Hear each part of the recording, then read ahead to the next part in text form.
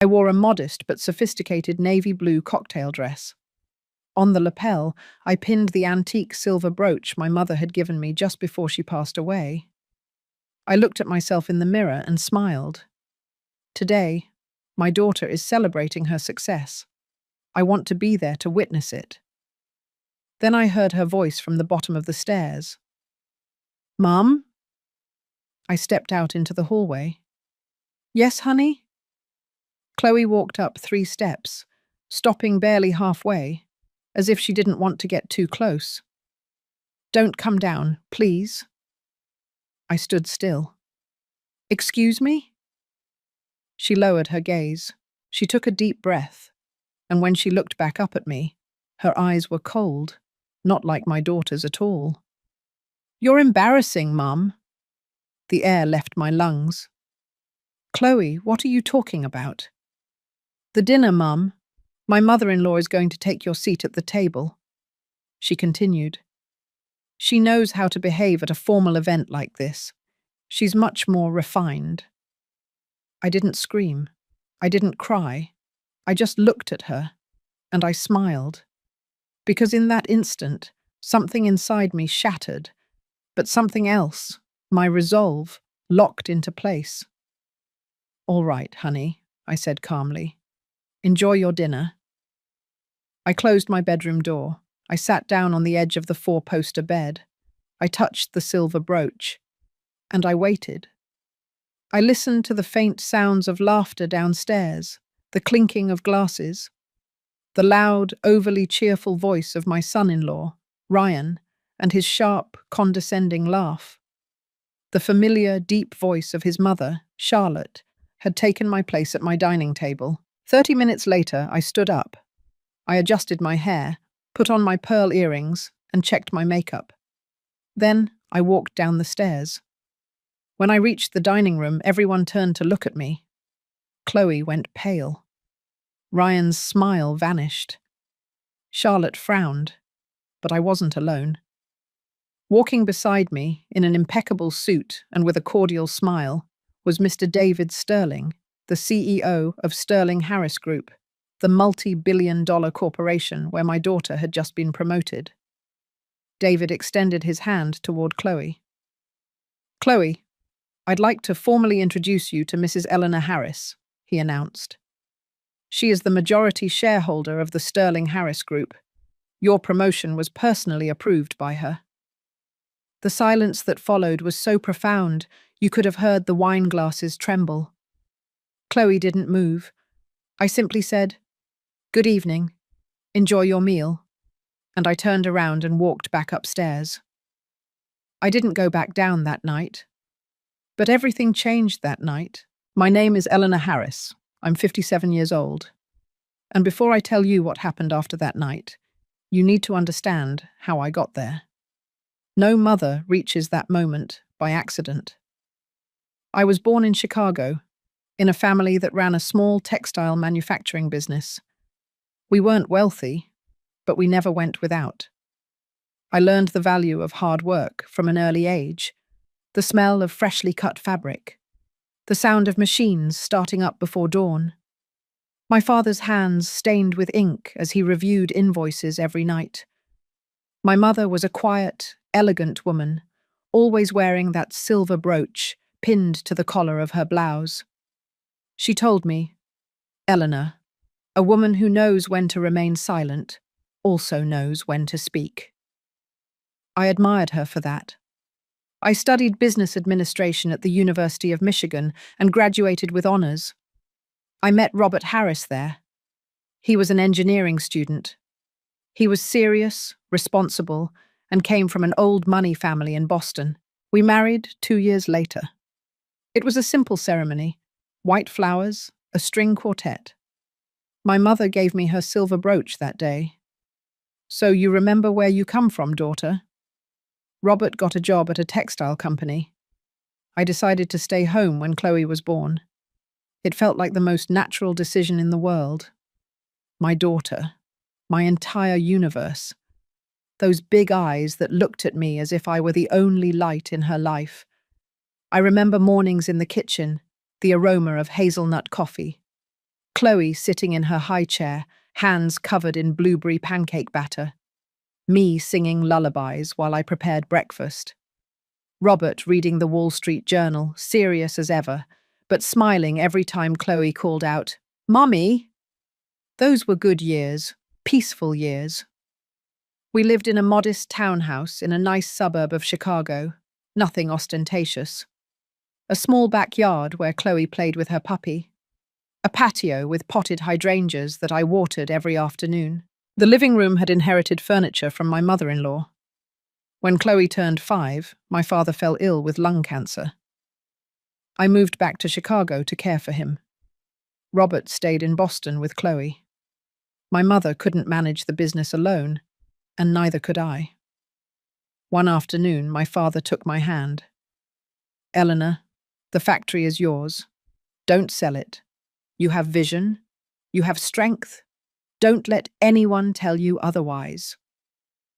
He died 3 weeks later. I inherited the factory. Robert strongly disagreed. "You have no experience, Eleanor," he insisted. "Sell it. Use the money for Chloe's education." But something deep inside me refused. I hired an administrator, but I reviewed the books every single week. I traveled to Chicago twice a month. I learned to read balance sheets, negotiate with suppliers, and spot a lie instantly. The factory grew. In 5 years, we doubled production. We opened 2 more locations and hired 50 new employees. We started exporting to the East Coast. Robert still disapproved. "You are neglecting your family, Eleanor." But Chloe never complained. I would arrive home exhausted, but I always made time for her, to help her with her homework, to take her to the movies on Sundays, to listen to her talk about her dreams. "Mum," she would say, "when I grow up, I want to be just like you." Those words filled my heart. When Chloe was 12, Robert died in a car accident. A truck ran a red light. They told me he felt no pain. It was instantaneous. We were alone, Chloe and I. I cried for months, but I couldn't fall apart. I had a daughter. I had a company. I had responsibilities. I kept going. Chloe attended the best private schools. She never lacked anything. French lessons, summer trips to Europe, a new laptop every single year, everything she desired. I worked 12 hours a day, but every night we ate dinner together no matter what. That was our rule. "How was your day, sweetheart?" "Good, Mum. And yours?" "Tiring, but seeing your face makes it better." She would smile. When she turned 18, I told her, "Chloe, everything I have built is for you. Someday, this will all be yours." She hugged me. "Thank you, Mum. I won't disappoint you." She went to a prestigious university, studying business administration just like me. She hung out with friends. She dated. A normal life. I was incredibly proud. Until she met Ryan. He was a handsome, charming guy. Perfect smile. Son of a well-established family from Greenwich, Connecticut. His father was a prominent lawyer. His mother, Charlotte, organized major charity galas. At first, everything seemed fine. Ryan would come for Friday dinners. I would cook my famous lasagna or beef tenderloin. Chloe laughed more. She seemed happy. But something about Ryan's eyes, and later about Charlotte's, always bothered me. There was a coldness, a way they had of looking me up and down, as if I were less. One afternoon, I overheard a conversation. Chloe was on the phone in the backyard. I was watering the garden. "Yes, Mum," she said. "I know, but Ryan has a solid future." Then she added, "And his mother has the right connections. That's what matters." My blood ran cold, but I said nothing, because I still had hope. I still believed my daughter would see the truth. They married 2 years later. A huge wedding. 300 guests, imported flowers, a live band. I paid for absolutely everything. Chloe insisted that Charlotte organize the whole event. I just signed the checks. On the wedding day, Chloe hugged me. Thank you for everything, Mum. You're the best. I just want you to be happy, my love. But that night, when I saw Charlotte occupying the seat of honor next to the bride and groom, and I was seated 3 tables back, something inside me started to crack. The first few months after the wedding were strange. Chloe and Ryan moved into a chic apartment in a luxury high-rise in Manhattan, huge windows and a balcony overlooking the city. I helped them with the down payment. Chloe chose the designer furniture. I only asked, "Are you sure this is what you both want?" Chloe kissed my forehead. "Yes, Mum. Ryan has excellent taste." I said nothing more. Initially, they came for Sunday dinner, as we had always done. I cooked my comfort food: roast beef, mashed potatoes, apple pie. The recipes Chloe had loved since childhood. But Ryan barely touched the food. "I'm sorry, Mrs. Harris. I'm just on a very strict low-carb diet. You understand?" He would smile, but his eyes didn't. Charlotte sometimes came with them. She sat at the head of the head of the table where Robert used to sit, where my father sat when he visited. I said nothing, determined to keep the peace. One afternoon, Chloe called. "Mum, I need a favor." "Tell me, honey." "Could you lend me $50,000? It's for some investment expenses."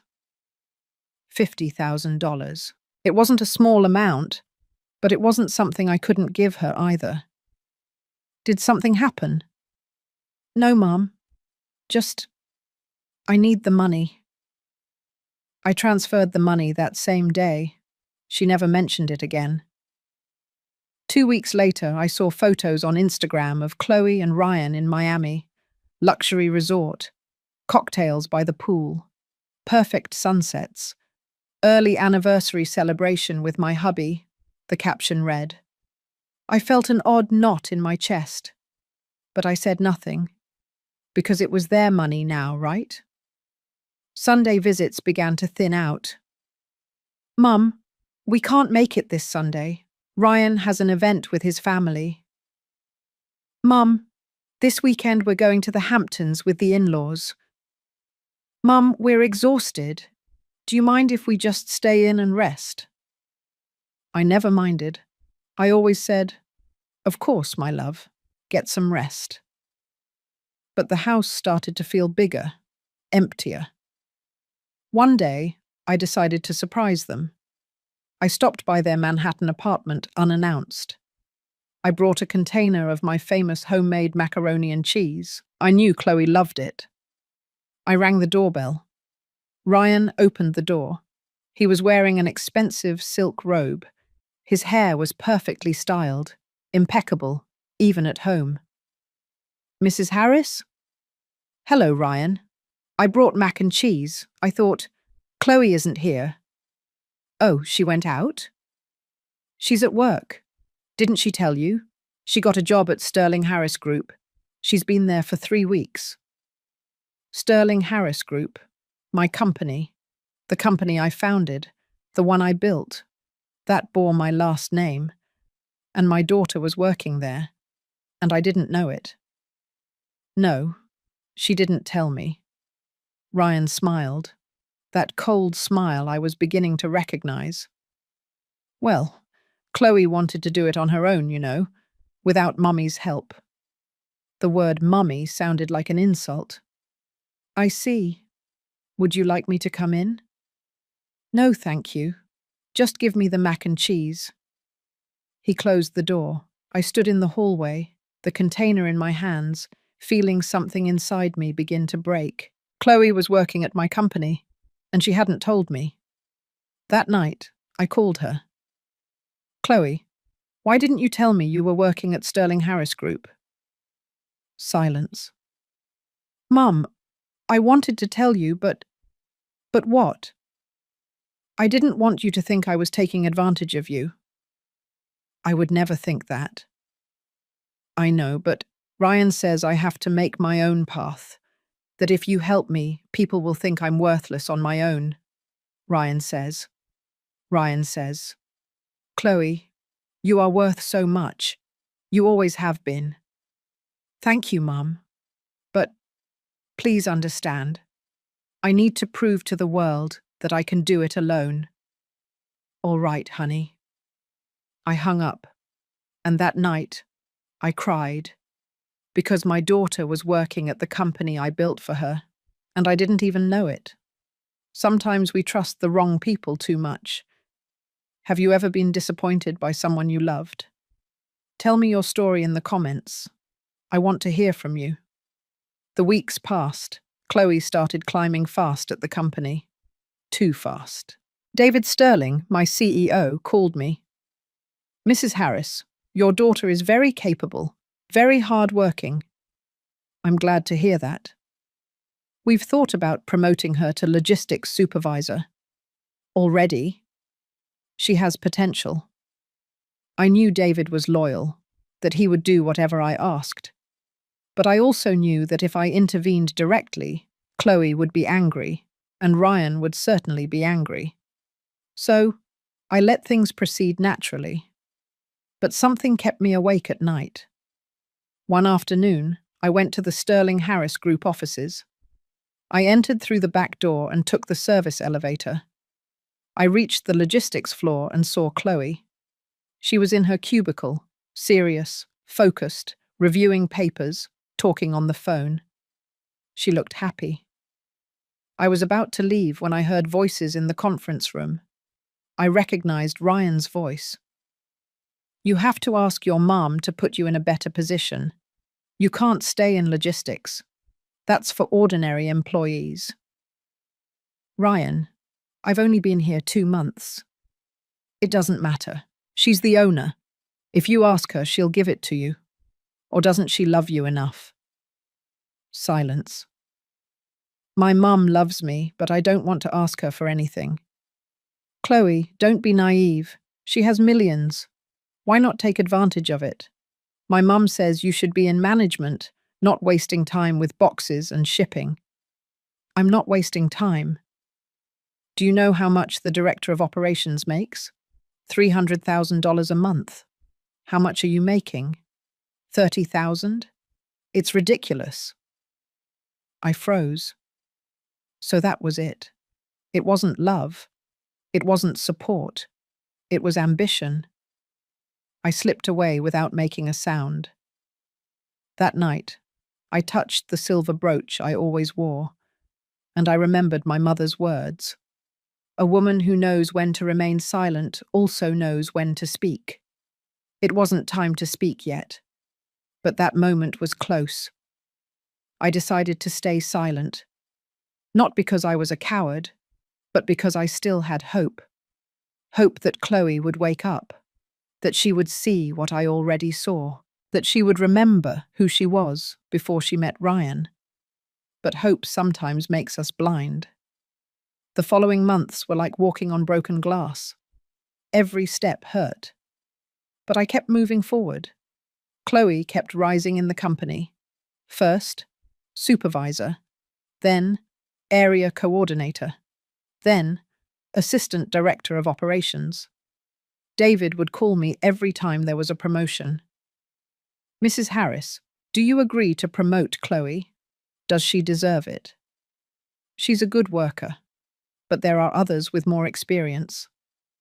Then give the position to them. With all due respect, Ma'am, your daughter comes to my office every week. She insists she's ready for more responsibilities. I remained silent. What do you want me to do, ma'am? Give her the position, David, but make her feel like she earned it herself. Understood. That's how it went for 2 years. Chloe grew in the company. She earned more money. Every promotion came with a raise, a new luxury car, an expensive watch, dinners at fancy restaurants I would never go to. And me? I remained the mother waiting for Sunday visits. But Sundays stopped coming. One afternoon, Chloe called me. Mum, Ryan and I are thinking of buying a house. A house? Yes, in the Hollywood Hills. There's an incredible property, 4 bedrooms, yard, pool. It's perfect. I'm happy for you, honey. The problem is, we need a little help with the down payment. How much do you need? $2 million. $2 million, I gasped. Chloe, that is a lot of money. I know, Mum, but it's an investment, and you always say that property is a good investment. Besides, we'll pay you back. I promise. I don't need you to pay me back. But are you sure you can afford to maintain a house like that? Of course we can. I'm earning well. And Ryan is about to open his investment consultancy. Ryan works. Well, not officially yet, but soon. Silence. Mum, are you going to help us or not? That question, that way of asking, as if I were obligated, as if it were my duty. Of course I will, honey. I transferred the money that same week. They never mentioned it again. 6 months later, I saw the pictures on social media.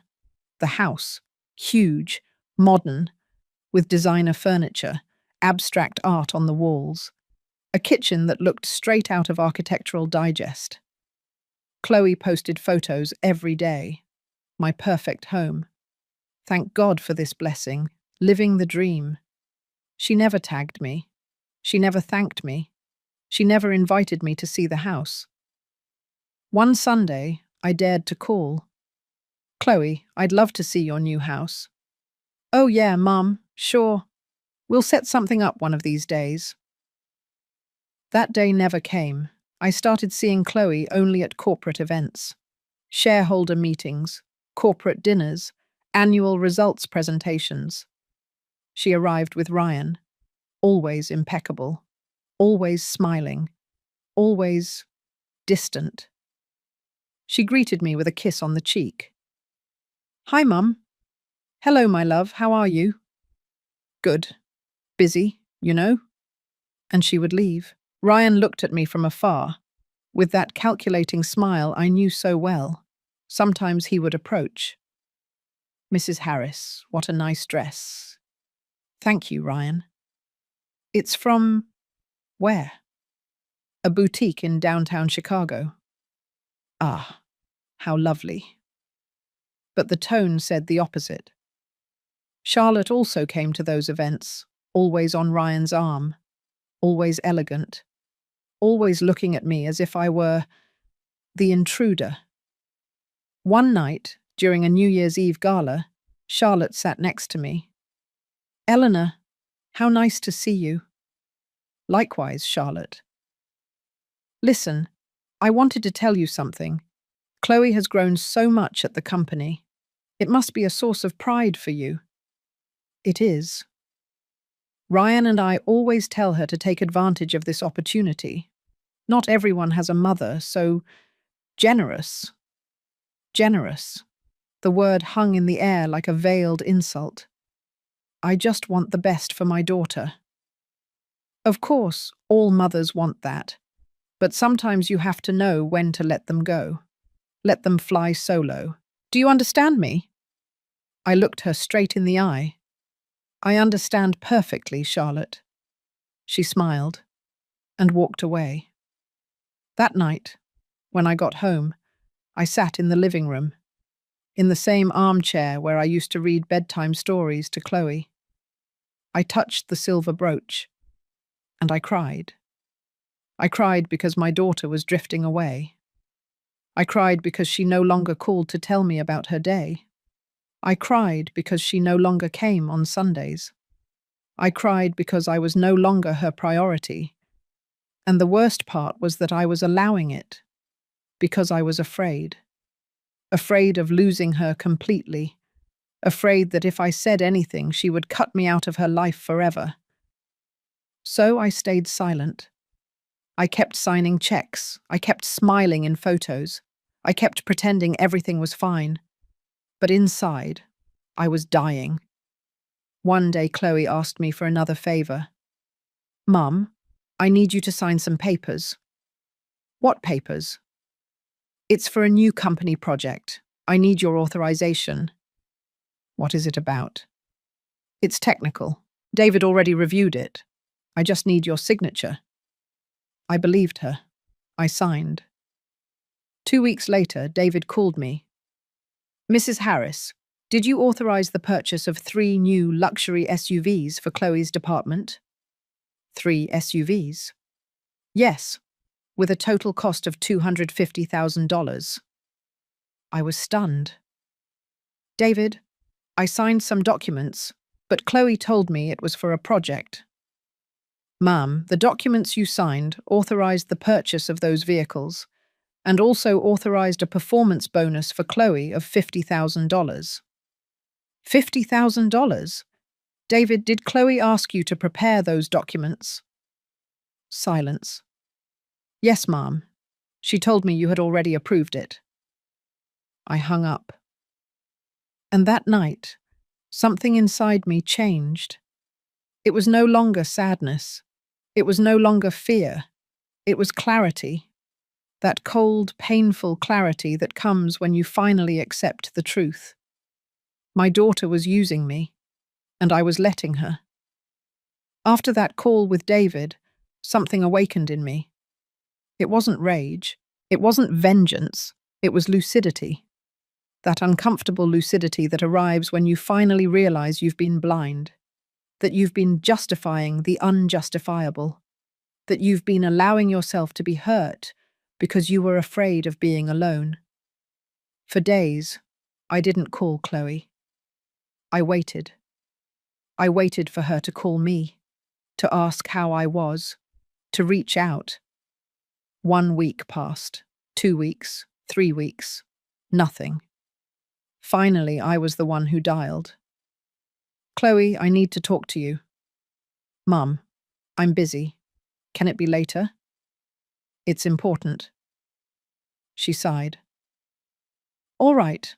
What is it about? The documents I signed last month.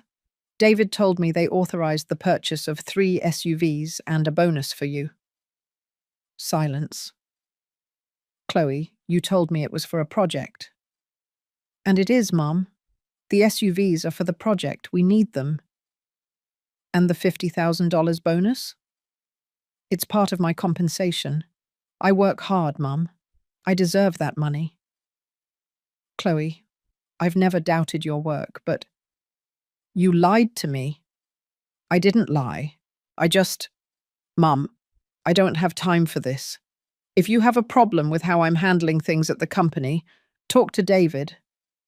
Chloe, I have to go. See you. She hung up. I stood there holding the phone, my hands trembling. That night, I made a decision. If my daughter wouldn't tell me the truth, I would find it on my own. The next day, I went to the Sterling Harris Group offices. I didn't announce it.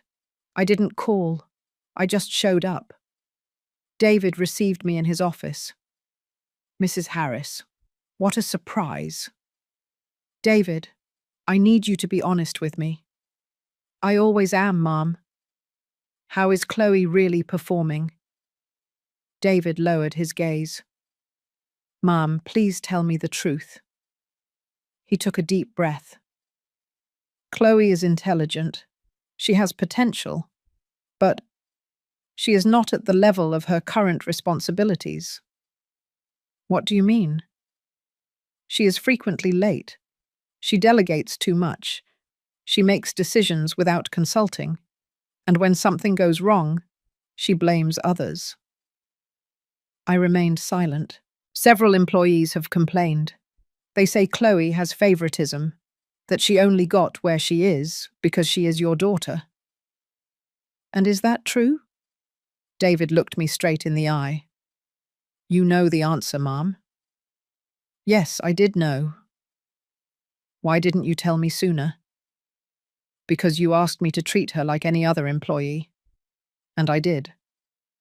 But every time I try to set limits, she tells me she's going to talk to you, that you support her. I never said that. I know, but she uses it as a shield. I stood up. Thank you, David, for your honesty. What are you going to do, Mom? I don't know yet. I left that office with a broken heart, but also with clarity. That afternoon, I did something I had never done before. I searched Ryan's and Chloe's social media profiles, not just the public photos, but also the comments, the tags, the interactions. And there I found something that chilled me to the bone. A public conversation between Chloe and one of her friends. The friend had commented on a photo of the new house. Friend, what a beautiful home. How did you guys do it? And Chloe replied, haha, thanks. You know, Ryan has his contacts. And his mum, well, she always loosens the purse strings. I read that phrase over and over. She always loosens the purse strings, as if I were a bank account, as if my love had a price. I kept looking, and I found more.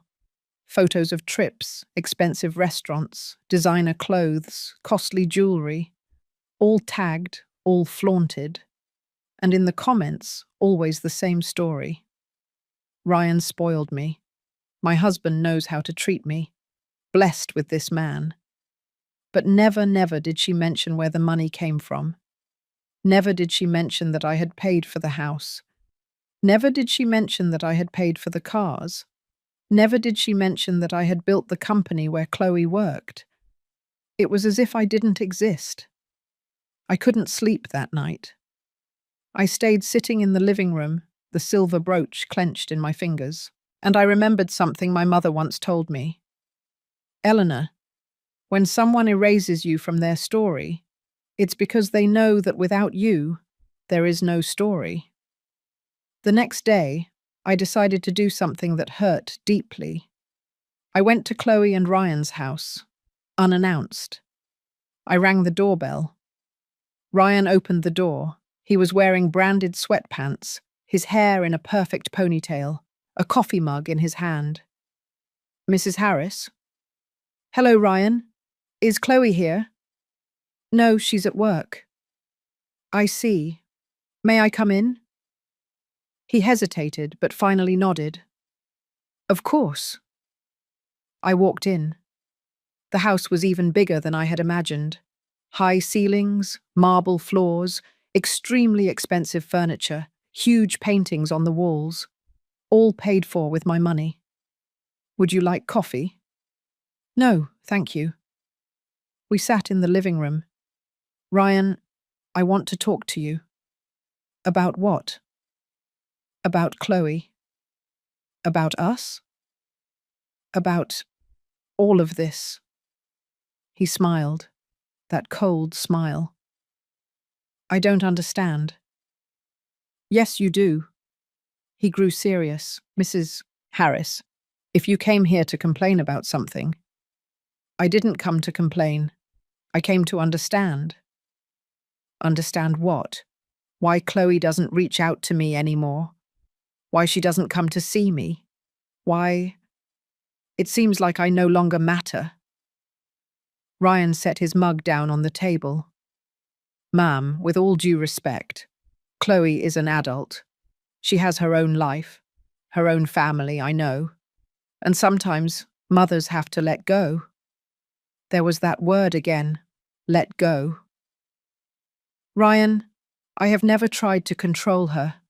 I just want to be in her life. And you are.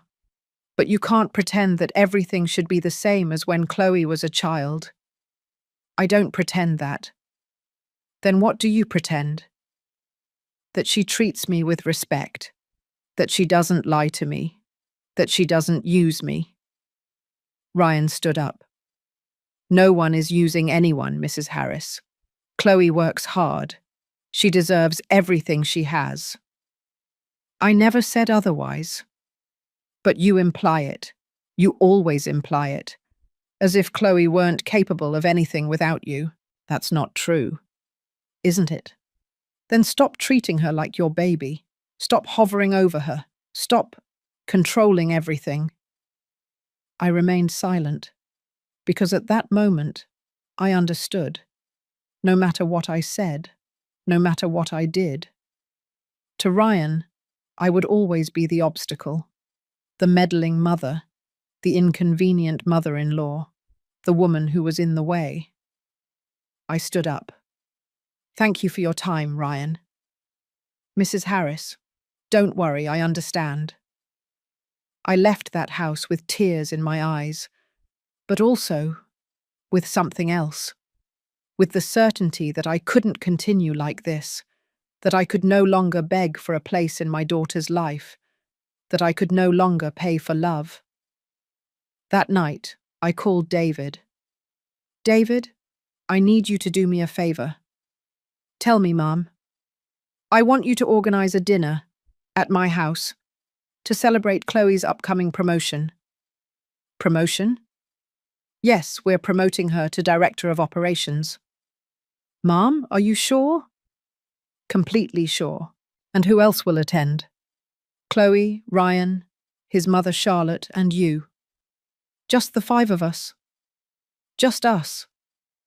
David hesitated. Mom, what are you planning? I smiled. Nothing bad, David. Just dinner. I hung up. And that night, as I touched the silver brooch, I knew the moment had arrived. The moment to speak. The moment to reveal the truth. The moment to let karma do its work.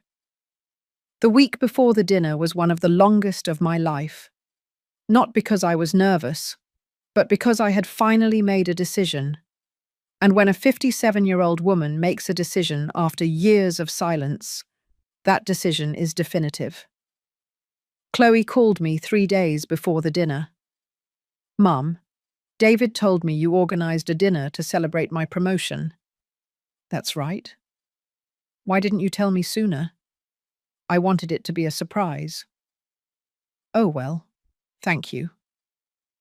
You're welcome, my love. Will anyone else be there?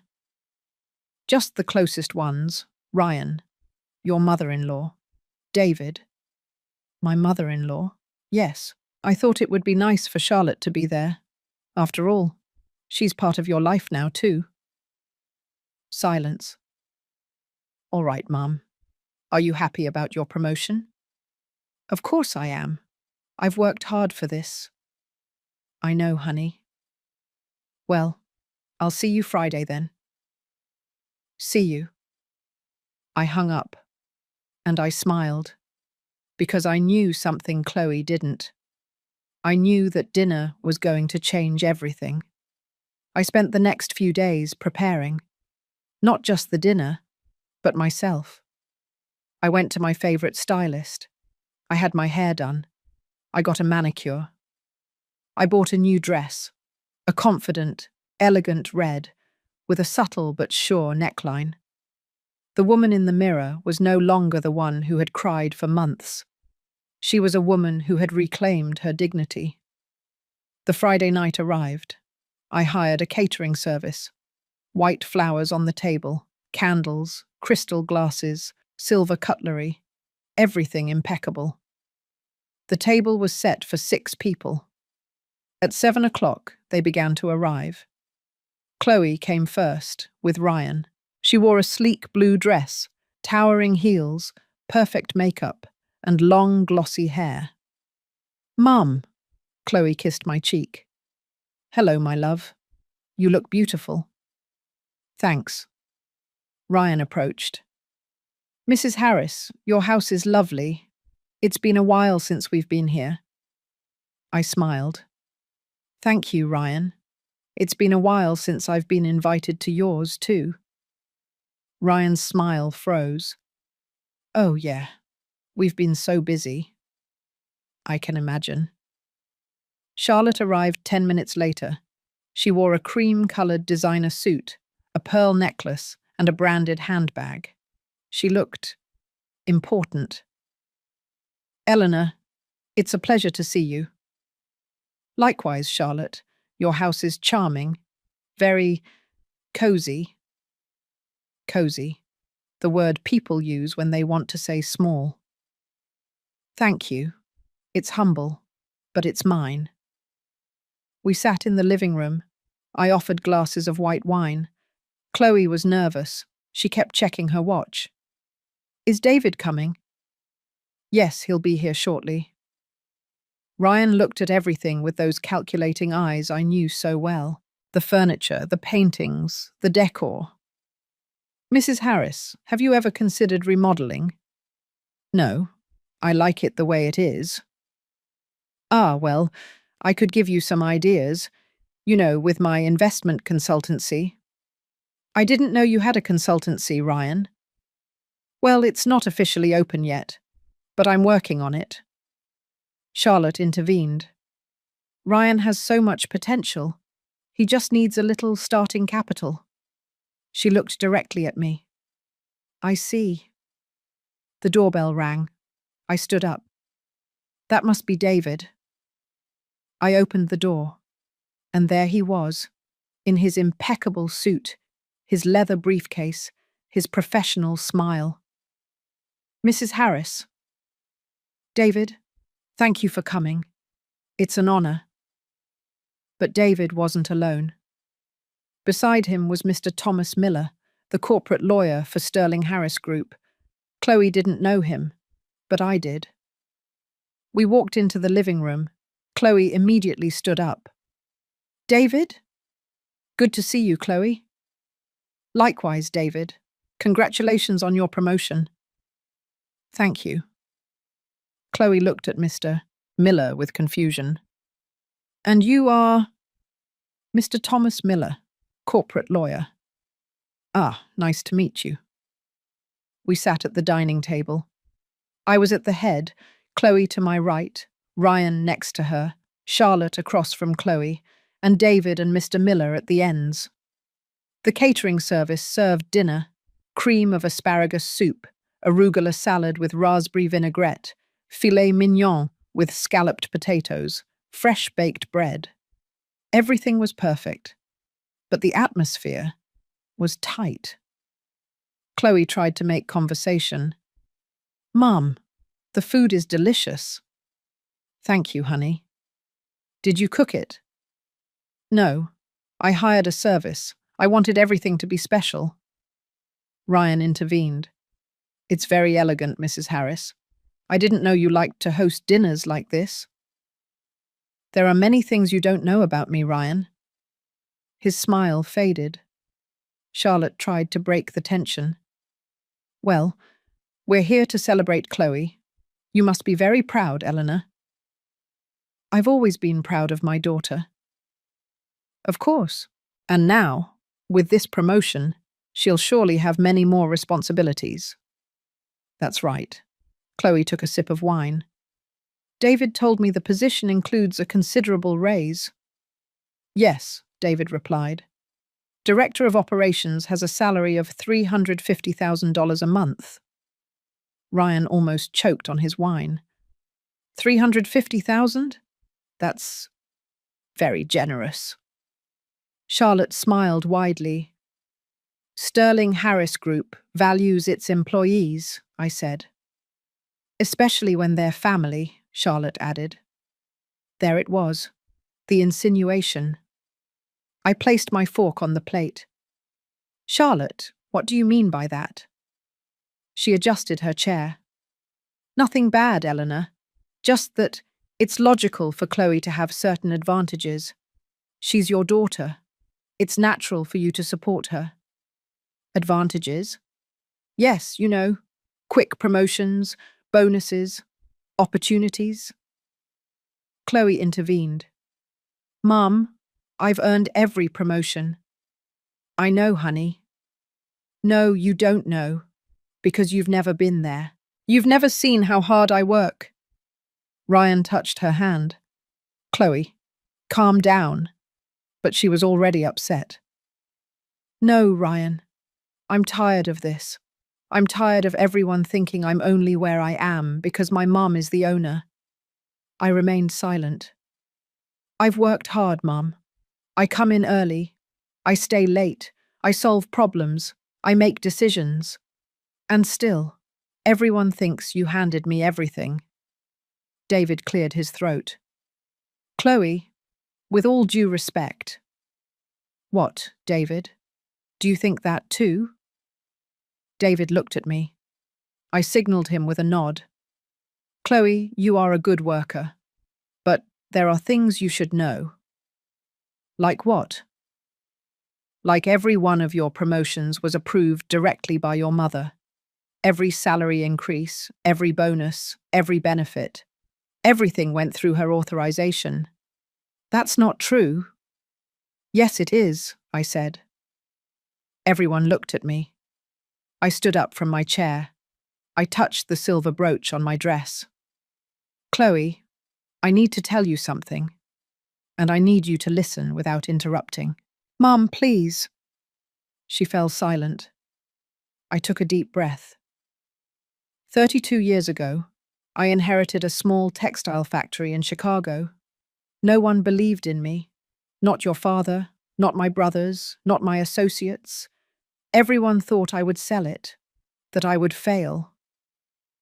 I walked around the table. But I didn't. I worked 14 hours a day. I learned from scratch. I negotiated. I fought. And little by little, that small factory became the Sterling Harris Group. Chloe looked at me with wide eyes. When your father died, you were 12. We were alone. And I promised you that you would never lack anything. And I kept that promise. Mum, I know all that. No, you don't, because I've never told you what it cost. I stopped in front of her. I paid for the best schools, the best trips, the best clothes, the best life. I never asked for anything in return. Only is that you be happy. Ryan lowered his gaze. When you married Ryan, I gave you $200,000 for your house. You never paid me back.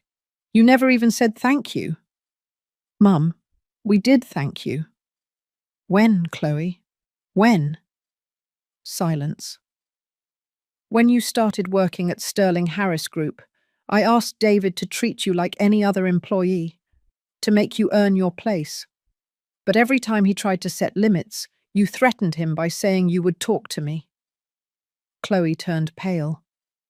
Every promotion you received was because I authorized it. Every bonus, every benefit, every opportunity, everything. Everything came from me. Mum, I didn't know. Of course you did. Everyone did. I looked at Ryan. You knew. That's why every time you needed money, Chloe asked me. Because you knew I would always say yes. Ryan opened his mouth, but nothing came out. I looked at Charlotte. And you knew it too. That's why you always treated me as if I were a bother. Because you knew that without me there would be nothing. Charlotte turned red. Eleanor, I never… Yes, yes, you did. In every comment, in every look, in every insinuation that I should let go of my daughter. I turned back to Chloe. But what hurts me the most, honey, is that you pushed me aside. You stopped calling me. You stopped visiting me. You stopped seeing me. Tears started rolling down my cheeks. And I allowed it, because I was afraid. Afraid of losing you. Afraid that if I said anything, you would cut me out of your life completely. Chloe's eyes were moist. Mom. But tonight I understood something. I touched the silver brooch.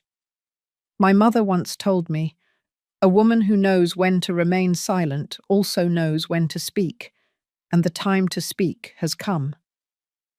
The silence was absolute. Chloe, I love you. I have always loved you. But I can't go on like this. I can't keep paying for your love. I can't keep being invisible in your life. Mum, You are not invisible. Yes, I am. 3 months ago was my birthday. Did you call me? Chloe looked down. No. 6 months ago, I had gallbladder surgery. Did you know? No. A year ago, I sold the Chicago factory, the one I inherited from my father, the one that hurt so much to let go of. Did you find out? No. Do you know why you didn't find out? She didn't answer. Because you never asked. Chloe's tears began to fall. Mum, I'm sorry. I know, but apologies are not enough. I walked back to my place at the head of the table. Tonight, I was going to announce your promotion.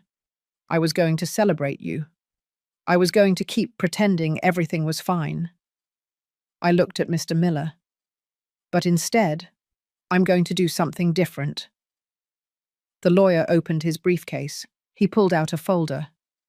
Mr. Miller, please. He cleared his throat. I have prepared the documents that Mrs. Harris requested. Chloe looked at him with confusion. What documents? The documents for Mrs. Harris's resignation as the majority shareholder of the Sterling Harris Group. Everyone froze. What? Chloe jumped up. Mom, what are you doing? I'm letting go of you, Chloe, just like everyone wanted. No, you can't do that. Yes, I can. And I will. Ryan also stood up. Mrs. Harris, wait. No, Ryan. I've waited long enough. I looked at Chloe. Starting tomorrow, I will no longer be part of Sterling Harris Group. I'm selling my shares. And you will walk your path alone. Mum, please. I still wonder if I did the right thing. And you? What would you have done in my place? Chloe slumped back into her chair, her head in her hands. Charlotte was pale, Ryan was trembling, David looked at me with respect. And I finally breathed. Because for the first time in years, I felt I had regained my voice, my dignity, my power. The silence that followed my words was like the silence before a storm, heavy, electric, filled with things no one dared to say. Chloe lifted her head. Her eyes were red.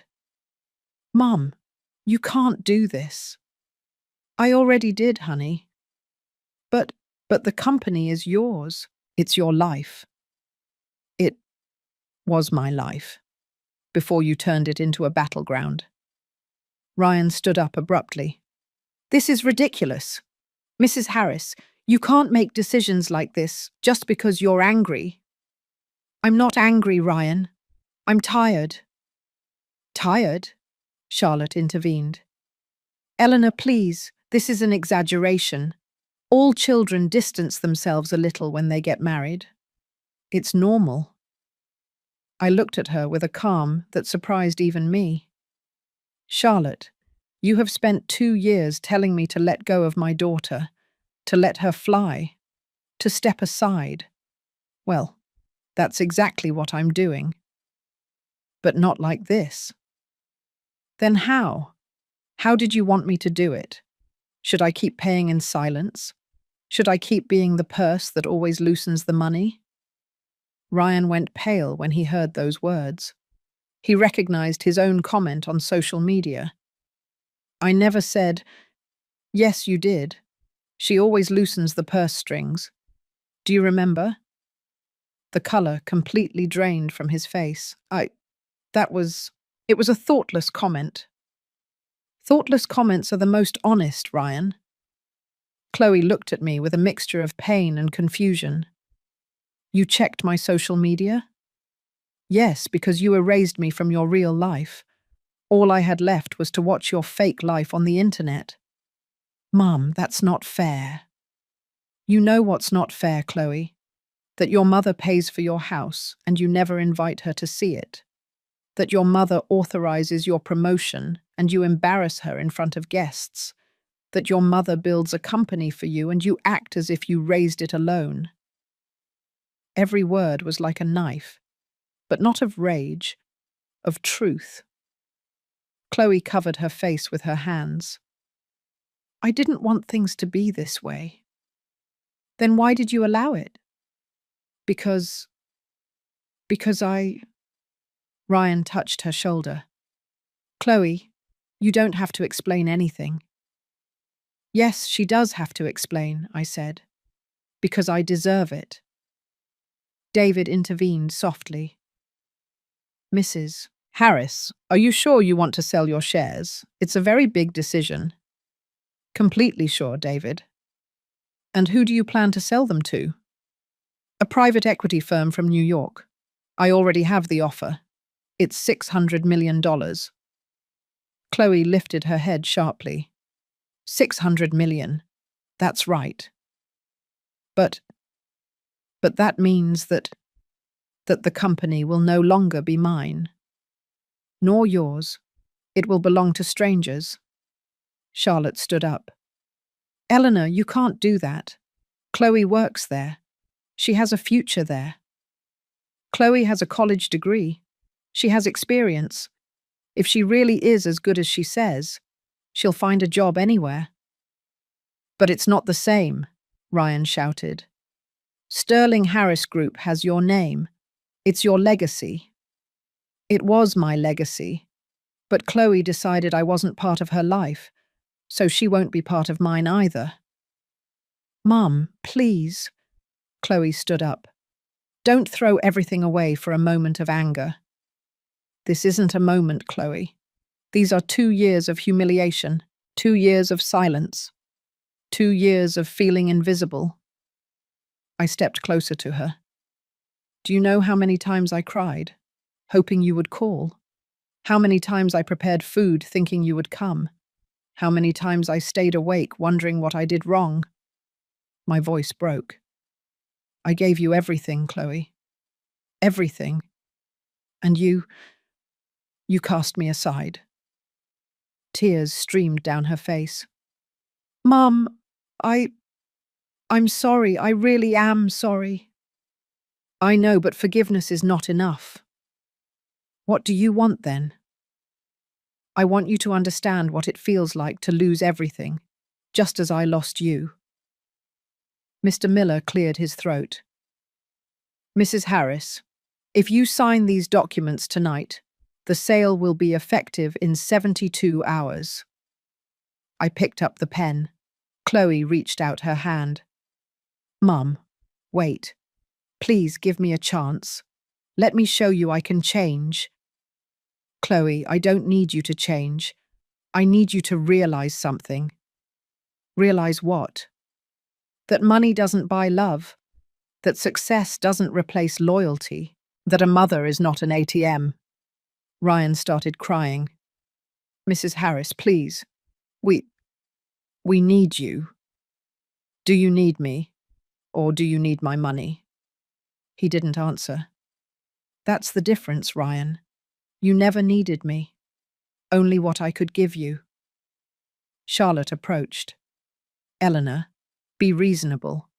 Think of your daughter. Think of her future. I've spent 32 years thinking about her future. Now I'm going to think about mine. I signed the first document, then the second, and the third. Every signature was a liberation. Every stroke was a farewell. Not to my daughter, but to the illusion that things would ever go back to the way they were. When I finished, I handed the documents to Mr. Miller. Done. Chloe slumped in her chair, completely defeated. And now what, Mum? What am I going to do now? What we all do when we lose something important. Learn. Learn what? To value what you have before it's gone. I took the silver brooch from my dress, the brooch my mother gave me, the brooch I had worn during every important moment of my life. I approached Chloe. Take this. What is it? It's my mother's brooch. She gave it to me on my wedding day. She told me to wear it to remember where I come from. I placed it in her hand. I want you to keep it. And every time you see it, I want you to remember this night. I want you to remember that love cannot be bought, that family cannot be abandoned, and that a mother will always be a mother, even if you choose to forget her. Chloe closed her hand around the brooch, and she wept. She wept as she hadn't wept in years. Ryan was paralyzed. Charlotte looked lost. David looked at me with a mixture of sadness and admiration. I walked toward the door. The dinner is over. Please leave. Mum? Chloe stood up. Can I go with you? We've talked, Chloe. Please, not tonight. Tonight, I need to be alone. When then? When you understand why I did this. I opened the door. One by one, they walked out. Down they, Ryan crying, Charlotte in silence, David with a respectful goodbye. Chloe was the last to leave. She stopped at the threshold. Mum, I love you. I know, honey, but sometimes love is not enough. What do you mean? That love without respect is manipulation, and I won't allow myself to be manipulated anymore. I never wanted to manipulate you. But you did. Every time you asked me for money, knowing I couldn't refuse you. Every time you used my love as an excuse for your irresponsibility. Every time you pushed me out of your life but kept me close to your wallet. She fell silent. Good night, Chloe. I closed the door, and for the first time in 2 years, I was alone, completely alone. But I didn't feel empty. I felt free. I walked to the living room. I sat on the same sofa where I used to read stories to Chloe when she was a child. I touched my neck, the place where the brooch always was. And although I no longer had it, I felt my mother's presence. I did it, Mum. I finally spoke. And in the silence of that empty house, I felt peace. I didn't sleep that night. I sat in the living room looking at the photos on the wall. Chloe at 5 with her puppy in the backyard. Chloe at 12 on her middle school graduation day. Chloe at 18, the day she started college. Chloe on her wedding day, smiling next to Ryan. Each photo was a memory. Each memory was a farewell. Because I knew that after this night, nothing would be the same. And I didn't regret it. Because sometimes losing something is the only way to recover yourself. Sometimes letting go is the greatest act of self-love. Sometimes saying no more is the bravest thing you can do. That night, as silence filled every corner of my house, I understood something my mother always knew. That a woman who respects herself is never lost, even if she loses everything else. The days after that dinner were the strangest of my life. Not because I was alone, but because for the first time in years, I felt whole. Monday morning, I received a call from David. Mrs. Harris, the New York investors confirmed the purchase. They want to meet with you Friday to sign the final contract. Perfect, David. I'll be there. Can I ask you something? Of course. Are you sure about this? There's still time to reconsider. I looked out the window. The garden I had cared for years, the hydrangeas Robert planted, the rocking chair where I used to sit and think. More sure than ever, David. I understand. And Chloe? Has she spoken to you? No. Do you want me to tell you how she is? No. When she's ready, she'll reach out to me. Mum, she's devastated. Good. That means she's finally feeling something real. Silence. With all due respect, Mrs. Harris, I think you did the right thing. Thank you, David. I hung up, and for the first time in weeks, I smiled. The following days were a mixture of liberation and melancholy. I packed all of Chloe's photos into a box.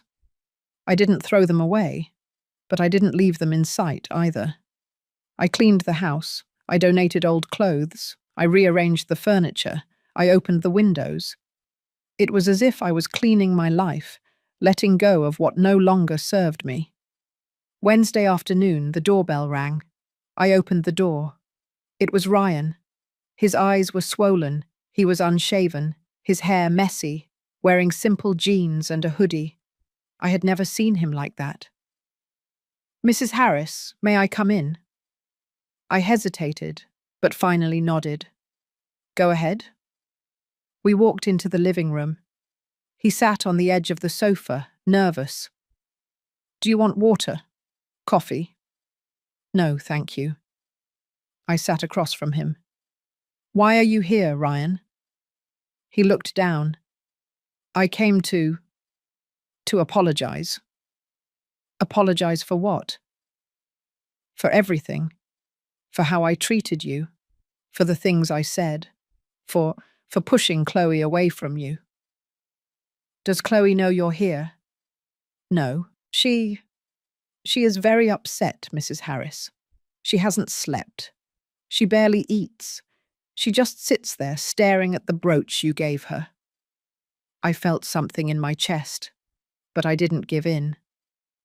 "And you? How are you?" "Scared." "Of what?" "Of losing everything."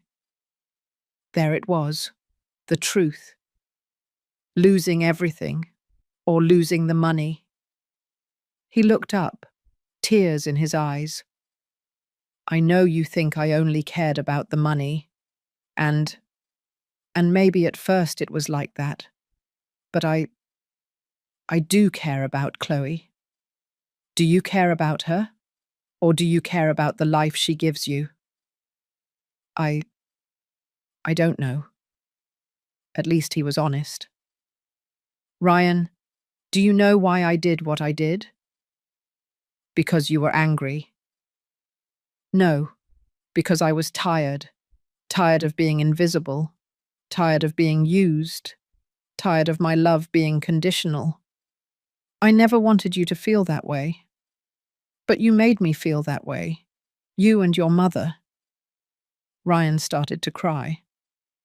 My mum always told me to marry someone who could give me a good life.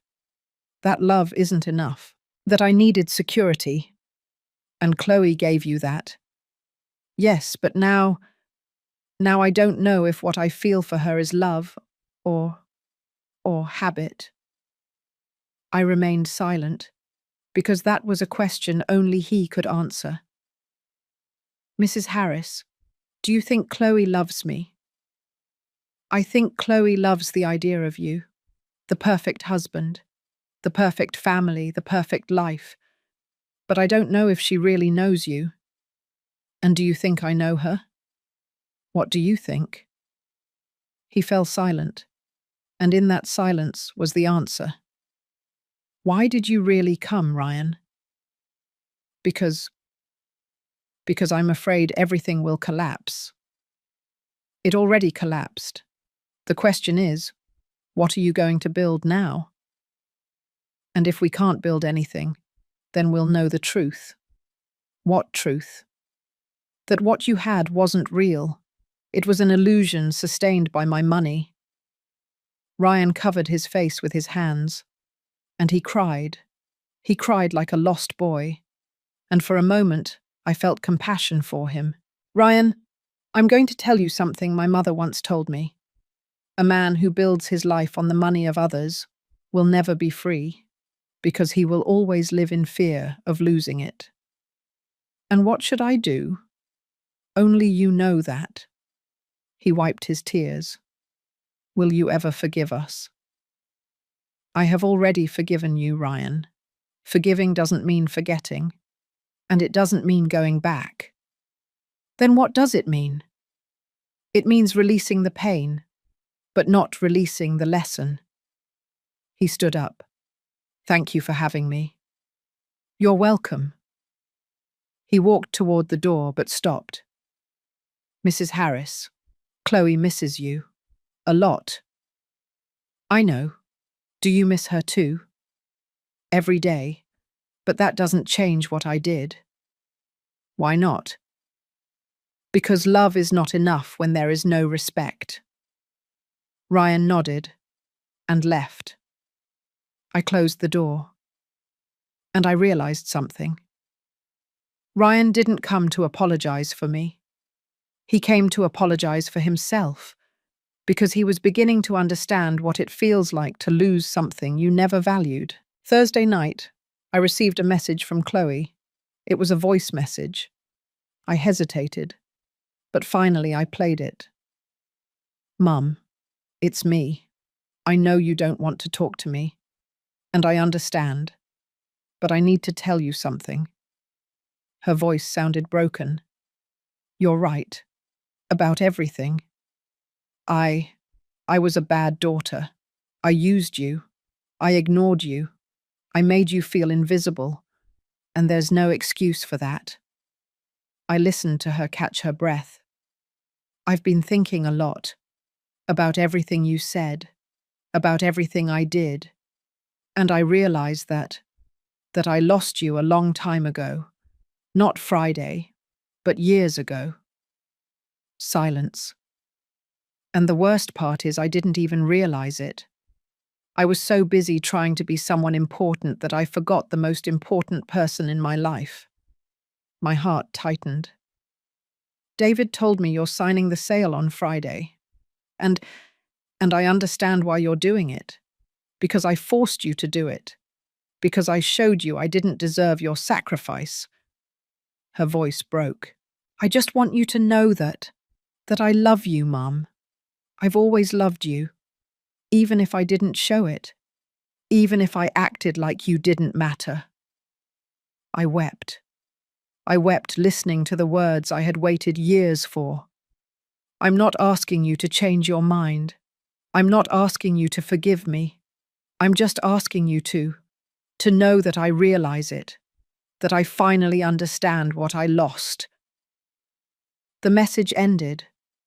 I stayed seated with the phone in my hand, and for the first time since that dinner, I felt something in my heart soften.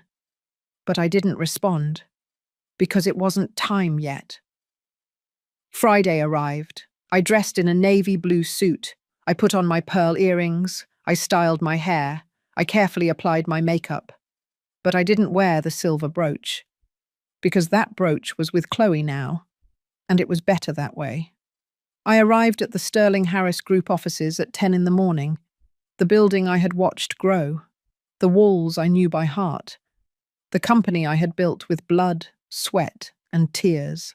Everything was about to stop being mine, and I didn't regret it. David was waiting for me in the conference room.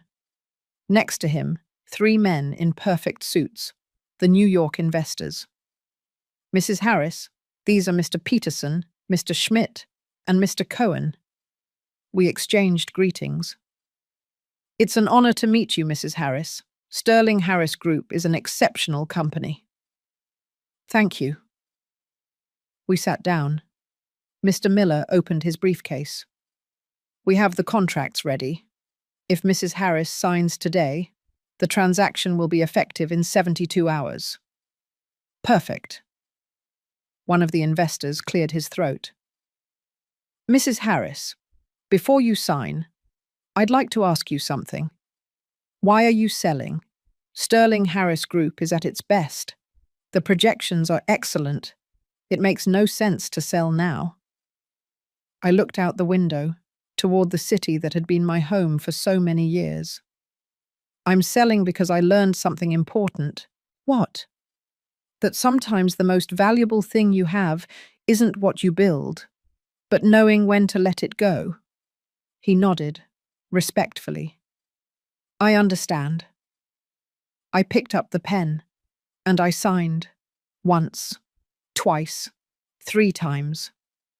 Every signature was a farewell, but also a new beginning. When I finished, the investors shook my hand. It has been a pleasure doing business with you, Mrs. Harris. Likewise.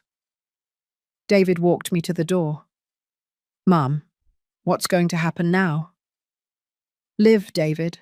I'm finally going to live. And Chloe? Chloe will have to learn to live too, without me. Does she know the sale was signed today? I didn't tell her. It's going to hurt. I know. But sometimes pain is the only way to wake up. David smiled sadly. It has been an honor to work with you all these years. The honor was mine, David. We hugged, and I walked out of that building for the last time, head held high, heart light, with the certainty that I had done the right thing. That night at my house, I made myself a cup of chamomile tea. I sat in the backyard, under the stars, and for the first time in years, I felt at peace. Because I had learned something that changed my life.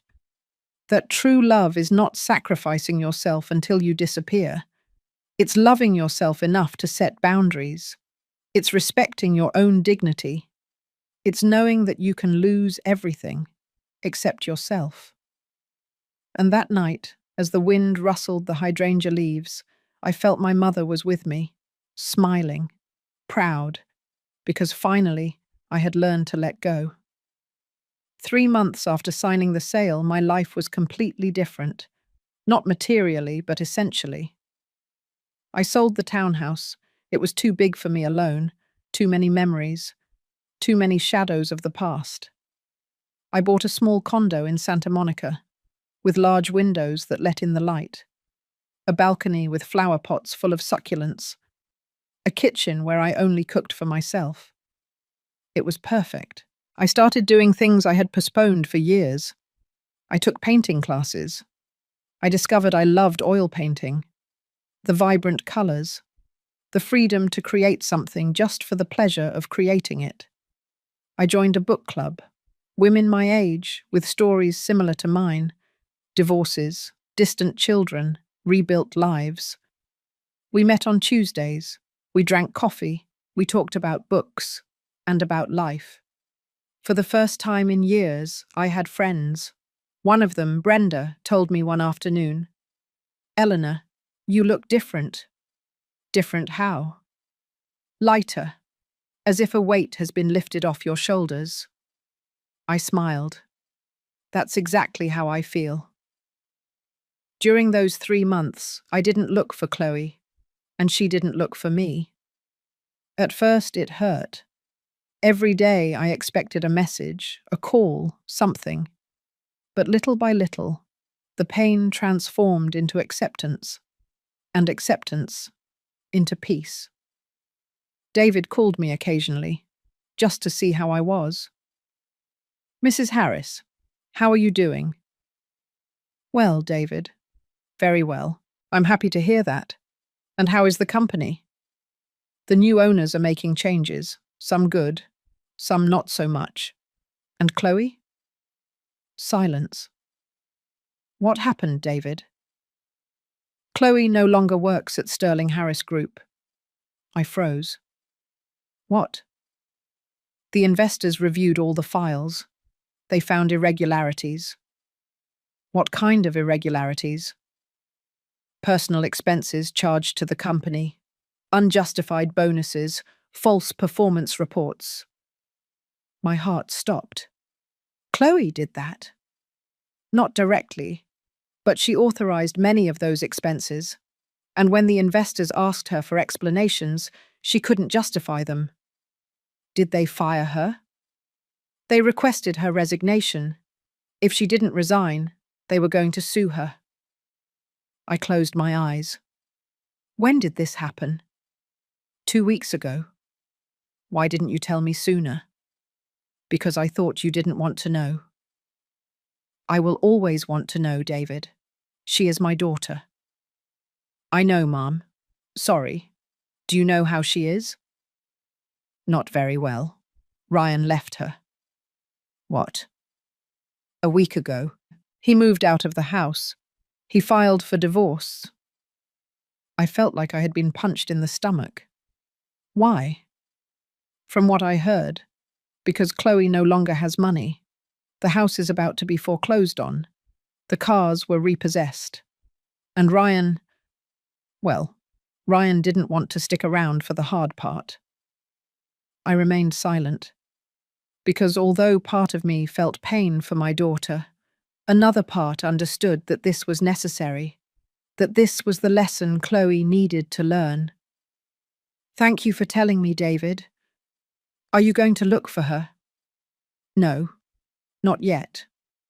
"Why not?" "Because if I look for her now, she'll think I'm there to rescue her. And that wouldn't help her. She needs to hit rock bottom. She needs to understand the consequences of her decisions." "You are very wise, Mrs. Harris." "I'm not wise. I'm just a mother who learned to love differently." I hung up. And that night, I cried. I cried for my daughter, for the pain she was experiencing, for the lessons she was learning, but I didn't look for her, because I knew she had to walk alone. 2 weeks later, I ran into Charlotte. It was at a coffee shop in Beverly Hills. I was having a cappuccino, reading a book, and she walked in. We looked at each other, and for a moment, I thought she was going to ignore me, but she didn't. She approached my table. "Eleanor." "Charlotte." "May I sit down?" "If you like." She sat down. She ordered a tea. We were silent for several minutes. Finally, she spoke. "I suppose you already know about Chloe and Ryan?" "Yes." "Ryan is living with me. He's very upset." "I can imagine." "He says he made a mistake, that he never should have left Chloe." "And what do you think?" Charlotte looked down. "I think I also made a mistake." "Which one?" "The mistake of teaching my son that money is more important than love." I remained silent. For years, I told him to marry someone who could give him security, that love doesn't pay the bills, that he needed to think with his head, not his heart. And now I see that I have a son who doesn't know how to love, who only knows how to calculate, who only knows how to use. Her eyes filled with tears. And the worst part is I made him that way. "Charlotte." "No, Eleanor. Let me speak. I owe you an apology." "You don't owe me anything." "Yes, I do. I treated you badly. I judged you. I made you feel less because deep down I was envious." "Envious of what?" "Of your strength, of your independence, that you raised a company by yourself, that you didn't need anyone to be someone." She wiped her tears. "I got married young. I had Ryan young. And my husband supported me my whole life. I never worked. I never had my own money. I never had my own identity." "Charlotte, being a mother and a wife is also work." "I know, but it's not the same. When my husband died, I was left with a pension, with a house, but without purpose, without self-worth. Is that why you wanted Ryan to marry someone with money?" "Yes, because I didn't want him to depend on someone the way I depended. But I was wrong, because now he's worse. He doesn't depend on anyone, because he doesn't know how to love anyone. He can still learn." "Do you think so?" "We can all learn, if we want to." Charlotte looked at me with sad eyes. "Eleanor, will you ever be able to forgive me?" "I have already forgiven you, Charlotte." "Really? Really? Holding a grudge only hurts me, not you." "You are an admirable woman." "No, I'm just a woman who learned to let go." We sat in silence, drinking our drinks.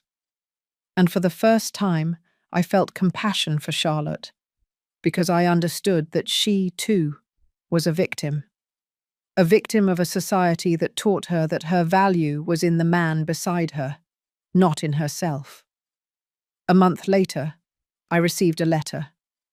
It was from Chloe, handwritten on a crumpled sheet of paper, with shaky handwriting. I opened it, my heart racing. Mum, I don't know if you'll read this letter. I don't know if I still matter to you, but I need to write it. 4 months have passed since that dinner. 4 months that have been the hardest of my life. I lost my job. I lost my house. I lost Ryan. I lost everything I thought defined me. And in the middle of all that loss, I finally found you. Not physically, but in my memory. I remembered when I was a child and you read me bedtime stories. I remembered when I was 12 and Dad died, and you told me, "We're going to be okay. We're always going to be okay." I remembered when I graduated from college, and you cried with pride. I remembered all the times you were there, asking for nothing in return. And I realized something that tore my soul apart, that I forgot you. I forgot you when I got married. I forgot you when I started making money. I forgot you when Ryan convinced me you were a nuisance. I forgot you when you needed me the most. And now that I've lost everything, I finally understand what I lost first. You. Mum, I'm not writing to ask you to rescue me. I'm not writing to ask you for money. I'm not writing to ask you to come back. I'm writing to say thank you. Thank you for loving me even when I didn't love you back. Thank you for giving me everything even when I didn't deserve it. Thank you for letting me go when I needed to fall. Because you were right, Mum. Sometimes the only way to learn is by losing. And I needed to lose everything to understand what really matters. I live in a small apartment now. I work at a community tech repair shop. I earn little. I live simply. But for the first time in years, I feel free. Free from appearances, free from expectations, free from lies. Every day I look at the brooch you gave me, and every day I remember your words.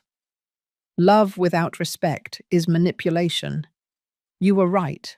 I manipulated you. I used you. I hurt you. And there's no excuse for that.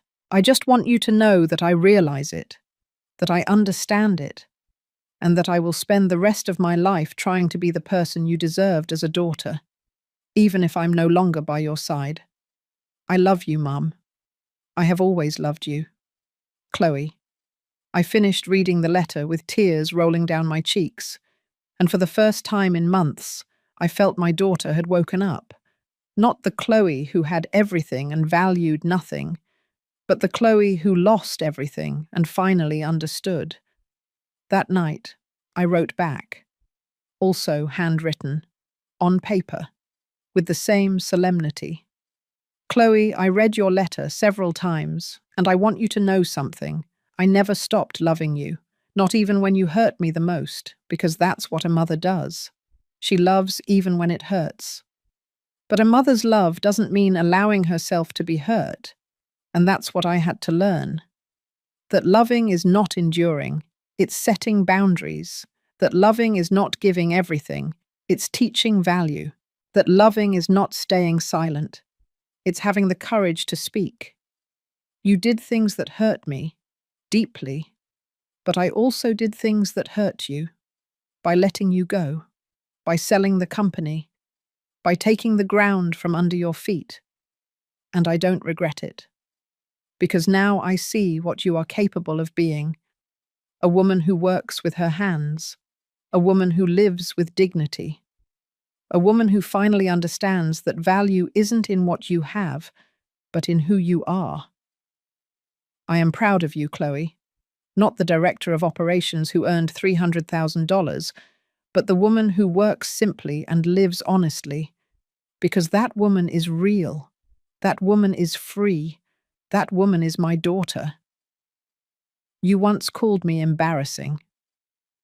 Years later, I see that same emptiness in Ryan's eyes as he is alone at his mother's house, regretful. Life always collects its debts. And although our path has been painful, I am grateful. Because you taught me something I needed to learn. That letting go is not stopping love. It's loving enough to let grow. When you are ready, come find me, not to ask me for anything, just to have a cup of coffee and start over, as mother and daughter, as people who respect each other, as family who earned their place back. I love you, Chloe. I will always love you. Mum. I sent the letter.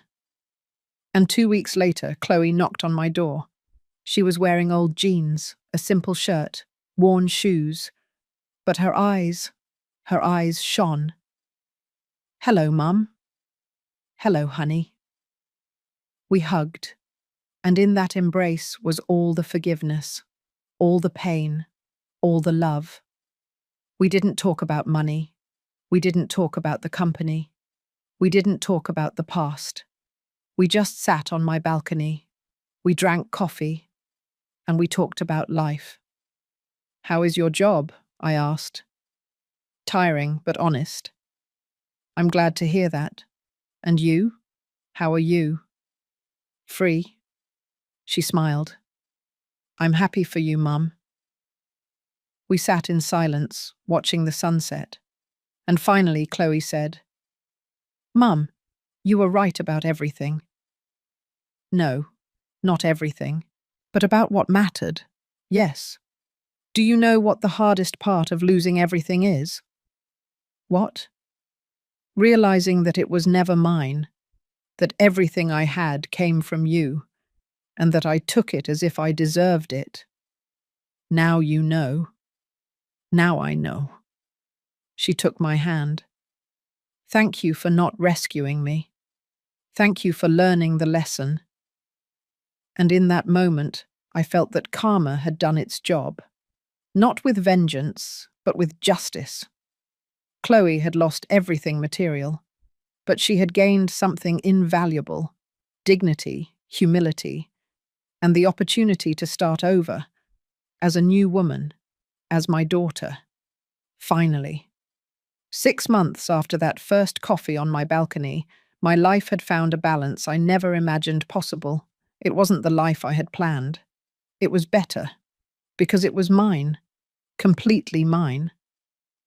Chloe and I saw each other once a week, sometimes twice, but never more, because we had both learned something fundamental. Healthy love needs space. She continued working at the community tech repair shop. It wasn't glamorous. It wasn't what she had dreamed of, but it was honest. She told me about her customers, about her co-workers, about how she was learning to live with less. Do you know what the strangest thing is, Mum? She told me one afternoon while we were having coffee in a park. What? That I sleep better now. Before, when I had everything, I lived in constant fear of losing it.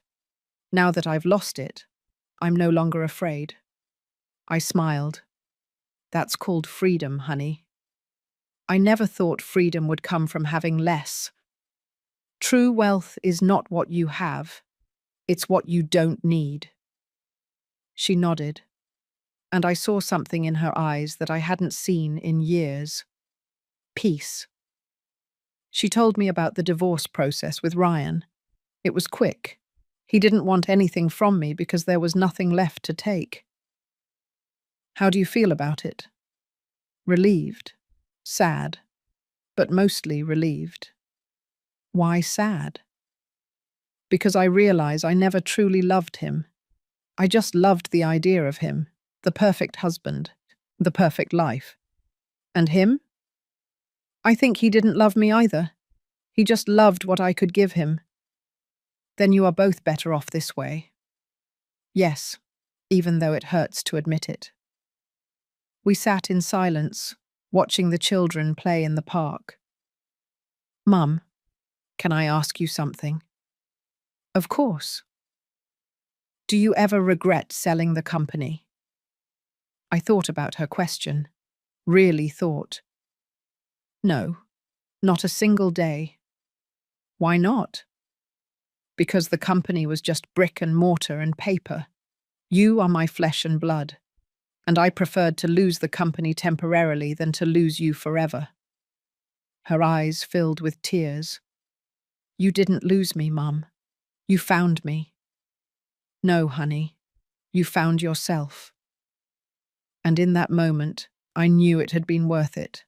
Every tear, every sleepless night, every difficult decision, everything had been worth it. Because my daughter had returned. Not the daughter I had lost, but a better one who had learned. During those months, I also heard news about Ryan, through Brenda, my friend from the book club. Eleanor, remember your son-in-law? Yes. What about him? I saw him the other day at a coffee shop. He was with his mother. And? They looked different. Ryan had lost weight. No designer clothes. Simple outfit. Nothing like the man who flaunted on social media. Did you talk to them? No, but I overheard them talking. Ryan was crying. He was telling his mother that he had made the worst mistake of his life. By leaving Chloe? Yes. He said Chloe was the only person who had ever truly loved him, and that he had scorned her. I stayed silent. Do you want me to tell you something else? Tell me. His mother replied to him. Son, I taught you everything I knew, but I never taught you how to love, and that's what I regret the most. I felt something in my chest. It wasn't satisfaction. It wasn't revenge. It was compassion. Because I understood that Ryan was also a victim of an upbringing that taught him that a man's value was in what he could acquire, not in who he could be. Do you think he'll be okay? Brenda asked me. I hope so. Everyone deserves a second chance, even him. You are very generous, Eleanor. I'm not generous. I just learned that holding a grudge is like drinking poison and waiting for the other person to die. Brenda smiled. That's why I admire you. Don't admire me. Learn from my mistakes. Which mistakes? Staying silent for so long, allowing myself to be disrespected, believing that love was enough without dignity. But you solved it in the end. Yes, but it cost me years, and I almost lost my daughter. But you didn't lose her. No, I didn't lose her. And that was the truth that filled my heart every day. One Saturday afternoon, Chloe came to my condo with something in her hands. Hi, Mum. Hi, honey. What do you have there? A gift. For me? For you. She handed me a small box, wrapped in plain paper. I opened it. Inside was the silver brooch. My mother's brooch. The brooch I had given Chloe that night. Chloe, I want you to keep it. But I gave it to you. I knew. And it was the most valuable gift I've ever received. Because every time I saw it, I remembered who I am and where I come from. Tears started rolling down my cheeks. But now I don't need it to remember, because I carry it here. She touched her chest. And I want you to have it back, because it's yours. It was always yours. I took the brooch with trembling hands. Honey. Mum, I also want to tell you something else. I'm saving. Not much, but something. And when I have enough, I'm going to pay you back the money I borrowed. Chloe, I do need to. I need to show you that I'm not the same person who used you. I need to show you that I learned. You already showed me. No, not yet. But I will, even if it takes years. I hugged her, and in that embrace, I felt that the whole cycle had closed. The pain, the learning, the redemption, everything. I am proud of you, Chloe. Thank you for not giving up on me, Mum. I would never give up on you. You are my daughter. We stayed embraced for a long time, and when we separated, I saw the woman she had become. Not the successful woman who made millions, but the dignified woman who worked for her dreams. And it was beautiful. That night, after Chloe left, I pinned the silver brooch back on. I looked at myself in the mirror and saw a different woman, a woman who had been through the fire, who had lost everything, who had cried until she ran out of tears, but who had emerged stronger, wiser, freer. I touched the brooch and heard my mother's voice. A woman who knows when to remain silent also knows when to speak. I smiled. I did it, Mum. I finally spoke, and in the silence of my condo, I felt her presence, proud, satisfied, at peace. The following months brought a calm I hadn't experienced in years. I continued taking painting classes. I exhibited some of my artwork at a small gallery in Santa Monica. I didn't sell much, but it didn't matter, because I wasn't doing it for money. I was doing it for me. I continued going to the book club. The women became my family. We supported each other. We listened to each other. We understood each other, because we had all lived similar stories of sacrifice, of pain, of rebirth. One afternoon, while painting on my balcony, I received a call. It was David. "Mrs. Harris, how are you?" "Well, David. And you?" "I'm well, too. I'm calling to tell you something." "What happened?" "I resigned from Sterling Harris Group." "What? Why?" "Because the new owners don't have the values you had. Everything is just numbers to them. They don't care about people." "I'm sorry, David." "Don't be sorry. It was the best decision. I opened my own consulting firm, and guess who my first client was?" "Who?" "Chloe." I went silent. "Chloe?" "Yes. She has a business idea. Small, modest, but solid. She asked me to help her put together the business plan." "What is it about?" "She wants to open a tech repair shop, but with a social mission, repairing old devices to donate to low-income schools." I felt my heart swell with pride. "David, that is beautiful." "It is. And the best part is that she's doing everything on her own, with her savings, with her own work." "Does she need help?" "She made me promise not to tell you anything. She says she wants to do it alone." I smiled. "Then respect her wish." "I will. I just wanted you to know that your daughter is a good woman, Mrs. Harris. She is finally the woman you always believed she could be." "Thank you for telling me, David." "Thank you, Mom, for teaching us all what it means to have dignity." I hung up, and I cried. But this time, they weren't tears of pain. They were tears of joy.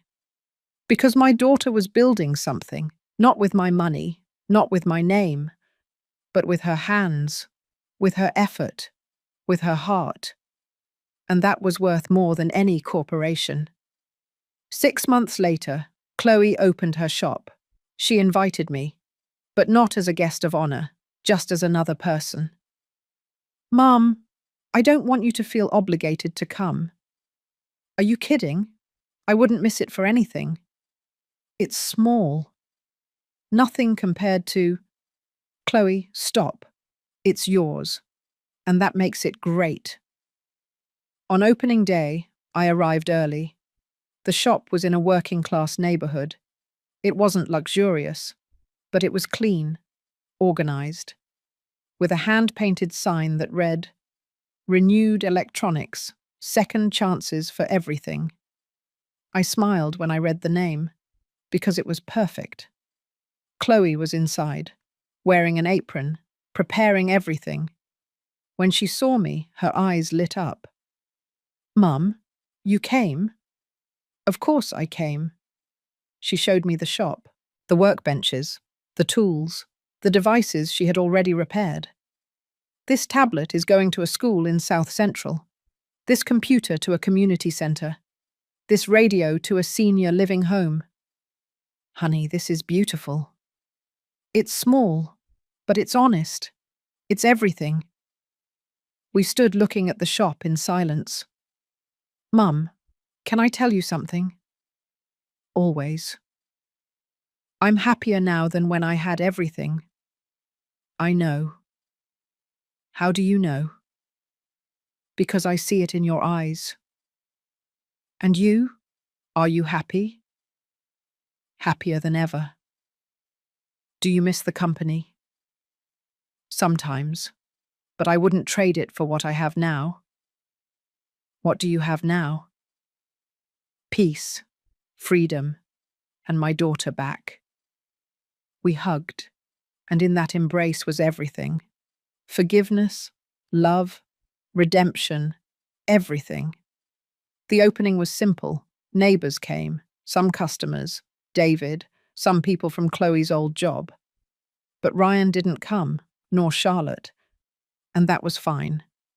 Because this new life had no space for people who only wanted to take, only for people who'd wanted to give. At the end of the day, when everyone had left, Chloe and I sat at the shop entrance, watching the sunset. Mum, do you know what day it is today? No, a year ago. A year ago was the dinner where everything changed. You're right. That day I thought I had lost everything. But now I see that day. I gained everything. What did you gain? I gained myself. And I gained you. For real this time. I took her hand. Honey, I was always there. You were just too blind to see me. I know. And I'm sorry. Don't apologize anymore. Just keep going. Do you know what I'm most grateful for? What? That you had the courage to let me go. Because if you hadn't, I would still be that empty woman who only cared about appearances. You didn't have to thank me.